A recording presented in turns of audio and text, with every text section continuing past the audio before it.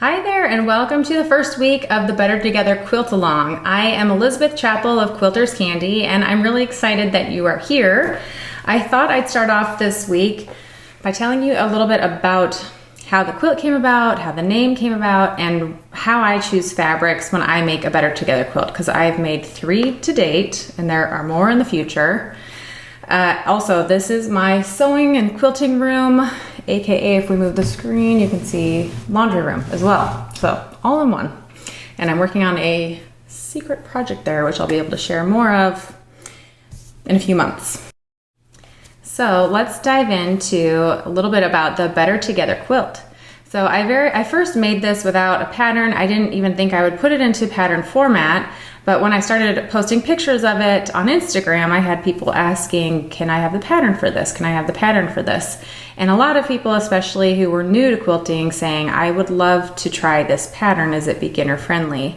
And I remember when I started quilting, the first few patterns I did not know what they were saying. Thankfully, I had a friend across the street who quilted, and I literally would be in tears, like, I don't know what to do.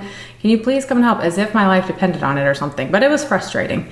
So I remember that feeling, and I wanted to write a pattern that was different than patterns out there. I wanted to assume no prior knowledge. I really wanted to guide someone as if they were me when I first started quilting on how to quilt. So that's why I created the Better Together pattern the way that I did. And it also has, the video that you can watch that goes along with it. And I guess the pattern got released about a year ago. So, April, May, June of 2020, and COVID was happening and we were in quarantine. And I was thinking how much I missed being with people and that we were better together. And then June happened, and there was a lot of racial tensions in our country, and that name meant even more to me, that we are better together. We're better when we are unified, when we love and support everyone, no matter how different. And I love that about the pattern, that all these different, it's beautiful when it's scrappy, because it's all these different fabrics that are so different, but they truly do look better together. And so that name has just gotten to be more and more meaningful to me as, the year that it's been out, as it's been going on. And so far, this has been, if not my top seller, my second top seller, but I think it's my top selling pattern to date. So it's been very, very popular, and I'm really glad that it resonates with you guys and that you like it.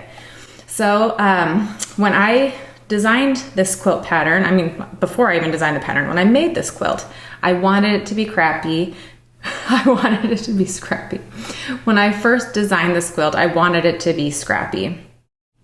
My original quilt that I made, it's from Cotton Ear. It was a bundle that she had, and it had some browns and pinks and earthy tones.